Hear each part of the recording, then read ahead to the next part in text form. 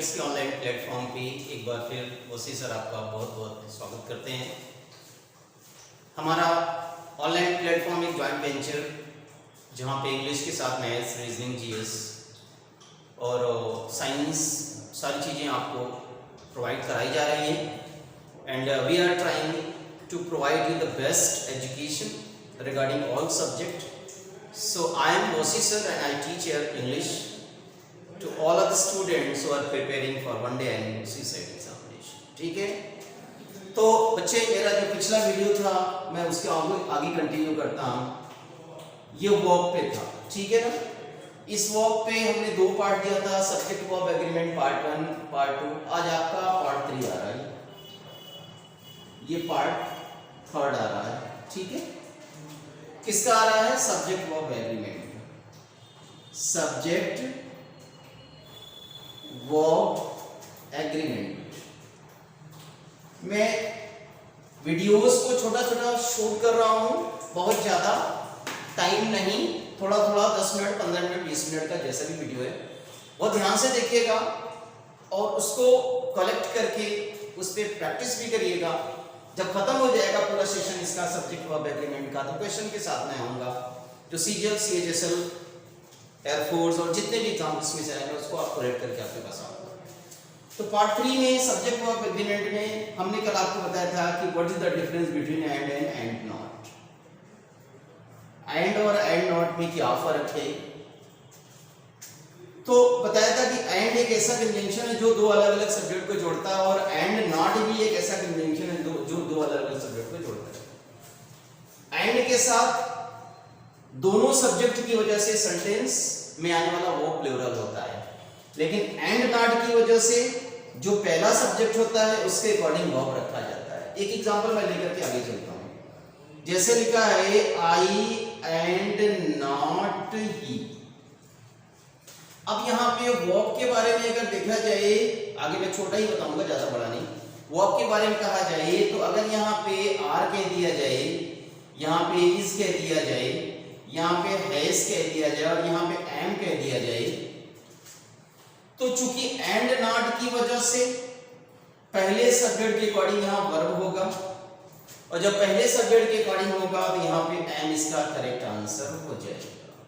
लेकिन बच्चे अगर यही ऐसे होता कि आई एंड ही फिर डॉट डॉट करके 4 ऑप्शन ऐसे होता, तो जाहिर सी बात है 4 ऑप्शन में आर, 4 ऑप्शन में हैव, 4 ऑप्शन में वर, या लास्ट में अगर यहाँ एम होता तो ये गलत हो जाता. इन तीनों में से कोई भी आप लगा सकते हैं. ठीक है ना.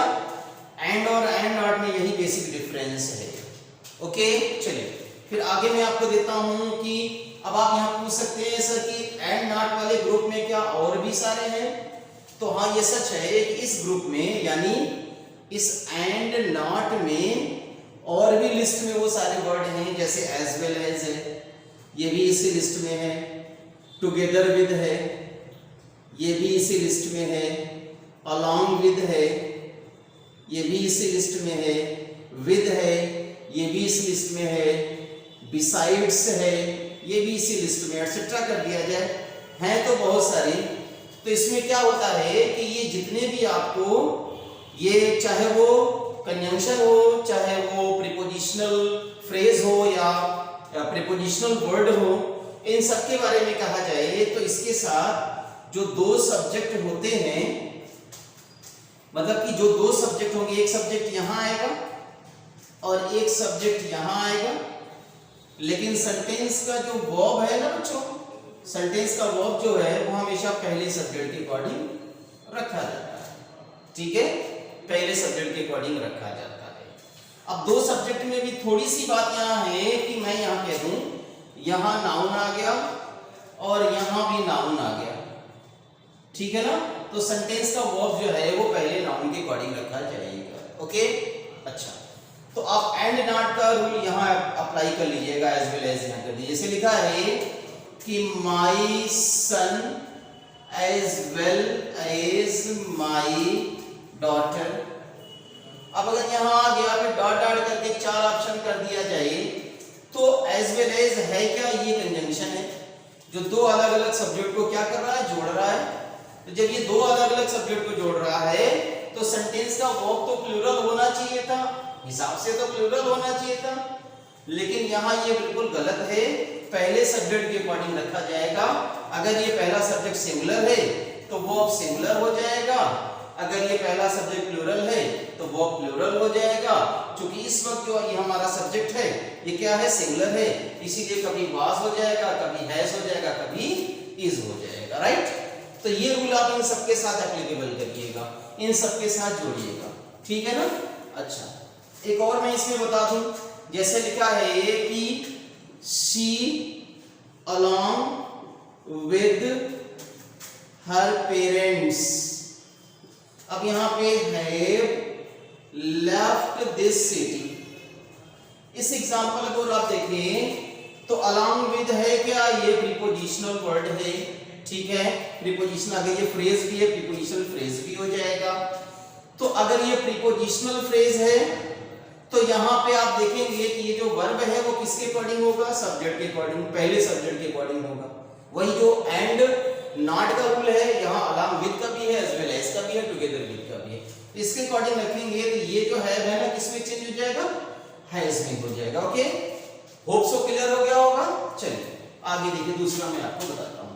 तो अभी ऐसा नहीं, अभी एंड का एक और रूल है, देखिएगा अभी एंड लंबा है ना, इस पे कंफ्यूज ना होइएगा, एक और मैं आपको बताता हूँ। जैसे एक सवाल यहाँ आया है कि आपने सुना होगा कि bread and butter, bread and butter, इन दोनों का कॉम्बिनेशन होता है ब्रेड एंड बटर का, ठीक है। तो ब्रेड एंड बटर जीविका के बारे में बात करता है, तो यहाँ इसके साथ वर्ब जो होगा वो सिंगुलर होगा, क्योंकि ये प्रवर्ब के बारे में भी बात करता है। जैसे 2 and 2 अगर कहा जाए तो 2 and 2 अगर हो जाएगा तो 2 and 2 आपने देखा होगा मेक्स 4 ऐसे लिखा होता है, ठीक है। जैसे bread and butter is essential to life, यानी जीवन के लिए ब्रेड एंड बटर का मतलब कि जो जीविका है वो बड़ी जरूरी चीज है, खाना पीना जो है। तो ब्रेड एंड बटर इज हो जाएगा, दोनों का कॉम्बिनेशन भी बहुत अच्छा होता है, जिसके साथ वर्ब जो होगा वो सिंगुलर ही होगा।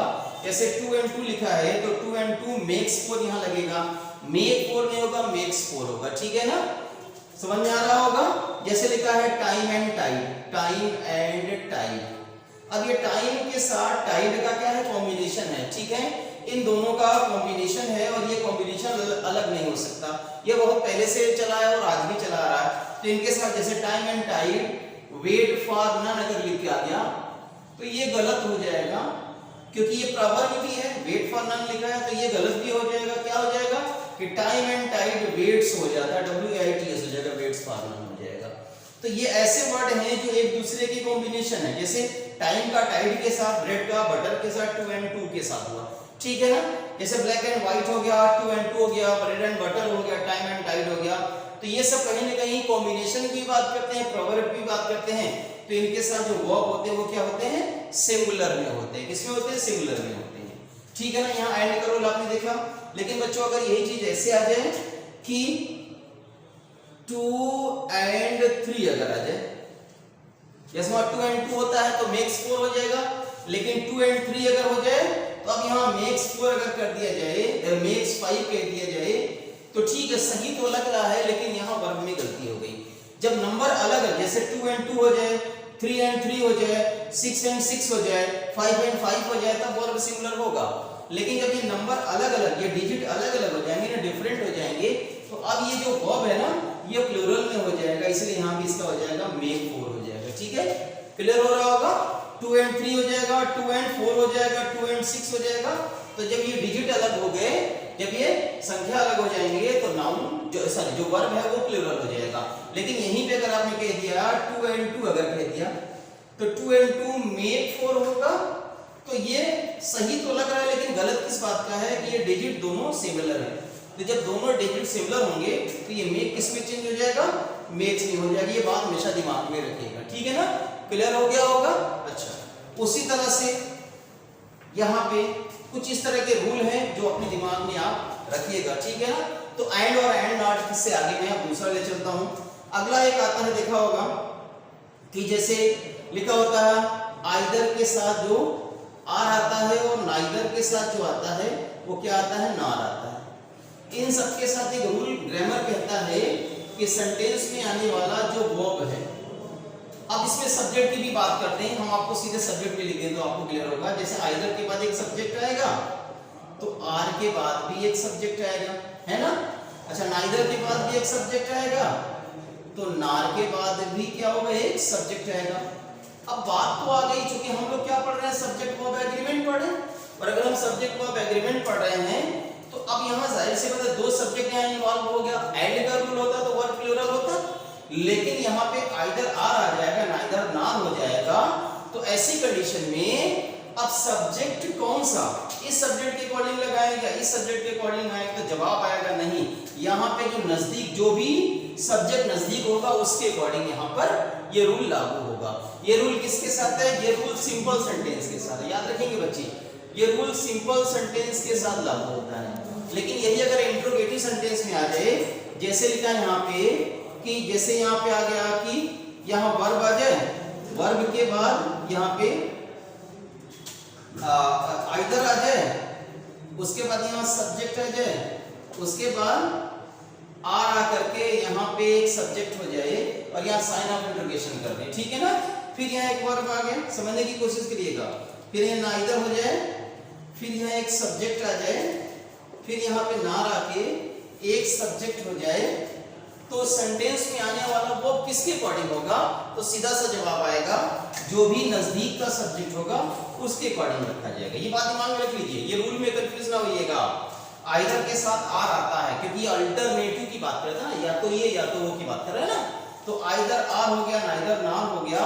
तो आइदर आर नाइदर नार बच्चे कभी भी देखिएगा तो वर्ब और सब्जेक्ट को बहुत ध्यान से सुनिएगा, मैं उसको बहुत ध्यान से आइडेंटिफाई करिएगा। उसका रूल ये कहता है कि कभी भी आइदर आर और नाइदर नार आएगा तो सेंटेंस में आने वाला जो वर्ब है वो नजदीकी सब्जेक्ट के अकॉर्डिंग होगा, जो उसका नियरिंग सब्जेक्ट होगा ना, जो उसका नियरेस्ट सब्जेक्ट होगा उसके अकॉर्डिंग होगा। जैसे यहाँ पे भी अगर आप देखें तो अब यहाँ पे ये तो दूर हो गया ना, यहाँ का सब्जेक्ट दूर हो गया, अब ये नियर सब्जेक्ट ये हो गया ना। तो जब नियर सब्जेक्ट ये हो गया तब इसके अकॉर्डिंग ये वर्ब रखा जाएगा, ठीक है। एग्जांपल के तौर पे आपको बताऊं, जैसे लिखा है कि आइदर ही आर, यहां आ जाए हिज पेरेंट्स। अब यहां पे डॉट डॉट करके इन्वॉल्व्ड इन करप्शन अगर आ जाए, समझने की कोशिश करेंगे यहाँ पे। तो ये सिंपल सेंटेंस हो गया क्योंकि इंटरोगेट नहीं किया, ये इंटरोगेट नहीं कर रहा, ये तो सिंपल सेंटेंस हो गया। अब अगर ये सिंपल सेंटेंस हो गया तो ये सिंपल का क्या मतलब, उसको इंटरोगेट ना करे, यानी सवाल ना करे, अफर्मेटिव में हो जाएगा या नेगेटिव में हो जाएगा। तो आइदर ही और हिज पेरेंट्स के अकॉर्डिंग, अब ये नजदीकी ये सब्जेक्ट ना बच्चे, तो अगर नजदीकी ये सब्जेक्ट है तो इसके अकॉर्डिंग जो वर्ब होगा वो कभी आर में होगा, कभी वर में होगा, कभी हैव में होगा, कभी वांट में होगा, कभी मतलब ऐसे हो जाएगी कि नहीं हो जाएगा।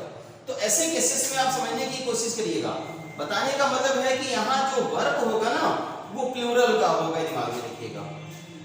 नजदीकी सब्जेक्ट यहाँ अगर देखिए पेरेंट्स है ना, तो पेरेंट्स प्लूरल होने की वजह से यहाँ क्या रख देंगे, आर रख देंगे या वर रख देंगे कि नहीं रख देंगे, क्यों, क्योंकि ये वर्ब क्या है, प्लूरल है। ये बात हमेशा दिमाग में रखिए कि जो भी वर्ब होगा ना बच्चे ये प्लूरल में होगा। लेकिन यही चीज अगर पलट दिया जाए इस तरह से, अगर ये पलट दिया जाए इसी तरह से, कैसे, जैसे मैं आपको बताऊं यहाँ पर इस तरह से समझने की कोशिश करेंगे बच्चे। यही चीज अगर ऐसे आ जाएगा, सेम एग्जांपल को मैं ऐसे कर दूं कि डॉट डॉट करके यहाँ पे either he or his parents, ठीक है, यहाँ पे इन्वॉल्व्ड इन करप्शन। बच्चे ध्यान से सुनिएगा। अब यहाँ पे अगर आप ध्यान दें तो ये तो इंटरोगेट हो गया ना, दोनों को देखिए, दोनों में ध्यान से देखिएगा। ये तो अफर्मेटिव में है, तो नजदीकी सब्जेक्ट के अकॉर्डिंग आपने यहाँ वर्ब रखा, तो नजदीकी सब्जेक्ट यहाँ प्लूरल था तो वो प्लूरल हो गया। अब नजदीक सब्जेक्ट तो ये हो गया ना, और अगर नजदीक सब्जेक्ट ये हो गया तो इसके अकॉर्डिंग क्या हो जाएगा, यहाँ पे इज का यूज करेंगे। कैसे बोलेंगे, इज आइदर ही और हिज पेरेंट्स इन्वॉल्व्ड। समझ में आ गया होगा, ही की वजह से इस क्यों हुआ, क्योंकि इसका नजदीकी ये हो गया। ये रूल सिर्फ आइदर और नाइदर के नार के साथ यहाँ एप्लीकेबल करें, ठीक है ना, कि जो नजदीकी सब्जेक्ट है उसके अकॉर्डिंग होगा। तो इसका ये है, इसके अकॉर्डिंग यहाँ इज हो गया, और इसका नजदीकी सब्जेक्ट है इसके अकॉर्डिंग ये हो गया होगा। होप सो ये क्लियर हो गया, समझ में आ गया होगा, राइट। तो देखिए ये छोटे छोटे जो रूल है ना, ये अपने दिमाग में आप लोग रखिए, इससे आप बहुत कुछ सीखेंगे, ठीक है ना। तमाम चीजें आपके लिए, यहाँ कंफ्यूजन आपके मन में नहीं रहना चाहिए और ये सब कंफ्यूजन दूर हो जाएगा, ठीक है ना। अच्छा, एक और रूल मैं आपको बताऊं। अब जैसे यहाँ लिखा हुआ है कि इसमें एक देता है इस तरह से कि जैसे अमाउंट अगर लिख के आए, नाउन में थोड़ा सा मैं लाऊं, अमाउंट लिख के आए, ठीक है, या अगर लिखा जाए कि अमाउंट हो जाए, या वेट लिख के आ जाए, ठीक है, या डिस्टेंस लिख के आ जाए। एक चीज मैं आपको समझाऊं पहले, अभी ध्यान से सुनिएगा। इसे लिखा है 1 रूपी हैज बीन स्पेंट। तो इसमें कोई बच्चा कोई भी सवाल नहीं करेगा, उसको पता है कि 1 रुपए की बात हो रही है तो यहाँ हैज लगेगा। लेकिन बच्चे अगर यहीं पे आ जाए 2 रुपीज अगर कर दिया जाए तो 2 रुपीज की वजह से यहाँ क्या हो जाएगा, हैव होगा ना, तो हैव बीन स्पेंट हो जाएगा। ये भी क्लियर हो गया होगा। ये दोनों रूल बड़ा जनरल है, ये आपको समझ में जरूर आ गया होगा। लेकिन बच्चे अगर यहीं आ जाए कि 1 रूपी is not a big amount, तो मुझे लग रहा है कि ये भी आपके लिए इजी हो गया। फिर वही 1 रुपये की बात हुई तो यहाँ इजी हो गया। लेकिन बच्चे यहीं अगर आ जाए कि 100 रुपये से 100 रुपये ऐसे नहीं कर दूं कि 10 रुपये कर दूं, 10 रुपीज अगर कर दिया जाए। अब 10 rupees are not a big amount, अगर आपने ऐसे लिख दिया तो अब आपको एक चीज यहां ध्यान देना है कि अभी आपने पढ़ा कि 1 रुपया था तो वो सिंगुलर हो गया, और 1 से ज्यादा हुआ तो वो प्लूरल हो गया। तो वही रूल हम यहां भी सोच बैठते हैं, तो ये गलत हो जाएगा। पर दिमाग में रखिएगा, जब किसी भी सेंटेंस में अमाउंट वर्ड आ जाएगा, अमाउंट ही नहीं, अमाउंट आ जाए, वेट आ जाए, डिस्टेंस आ जाए, किसी भी सेंटेंस में अगर अमाउंट, वेट या डिस्टेंस वर्ड आ जाएगा तो उस सेंटेंस का सब्जेक्ट चाहे जितना भी हो, इससे कोई नहीं फर्क पड़ता, सेंटेंस का वर्ब जो होगा वो ऑलवेज सिंगुलर होगा। ये रूल आप वेट के साथ भी एप्लीकेबल कर सकते हैं, ठीक है, वेट के साथ भी है, डिस्टेंस के साथ भी कर सकते हैं, ओके। अच्छा, जैसे लिखा है कि 1 किलोमीटर, ऐसे कर दो, 1 kilometre is not a large distance, ठीक है। अब लार्ज डिस्टेंस हो गया तो ये तो क्लियर हो गया होगा, 1 किलोमीटर हो गया। लेकिन अगर यहीं पे आ जाए 5 kms कर दो, किलोमीटर से kms करना पड़ेगा, तो अब यहाँ पे are not a large distance, हम यही सोच बैठते हैं कि ये भी सही हो गया होगा, लेकिन बच्चे ये सही नहीं है। किसी भी सेंटेंस में अगर डिस्टेंस आ जाएगा तो डिस्टेंस की वजह से सेंटेंस में आने वाला वर्ब ऑलवेज सिंगुलर ही होगा। बाय द वे अगर डिस्टेंस नहीं होता ना तो 5 किलोमीटर के साथ आर लगाएंगे, लेकिन अगर यहाँ डिस्टेंस वर्ड लिख के आ जाए, मैं फिर रिपीट कर देता हूँ, अमाउंट वर्ड लिख के आ जाए, वेट वर्ड लिख के आ जाए, डिस्टेंस वर्ड लिख के आ जाए, तो इन सारे वर्ड की वजह से सेंटेंस में चाहे जितना भी किलोमीटर हो, चाहे जितना भी वेट, चाहे जितना भी रुपी हो, अमाउंट हो, जितना भी हो, मतलब इनके साथ वर्ब जो है वो ऑलवेज सिंगुलर में ही होगा, वो कभी प्लूरल नहीं हो सकता। तो ये हमारे छोटे छोटे ट्रिक्स हैं जो मैं आपको सब्जेक्ट वर्ब एग्रीमेंट की पार्ट 3 में दिखाया हूँ। आगे आने वाला जो हमारा पार्ट 4 है उसमें भी मैं बहुत सारे इंटरेस्टिंग फैक्ट्स लेके आऊंगा। तब तक के लिए keep watching my video on mind makers online platform. So thank you for watching.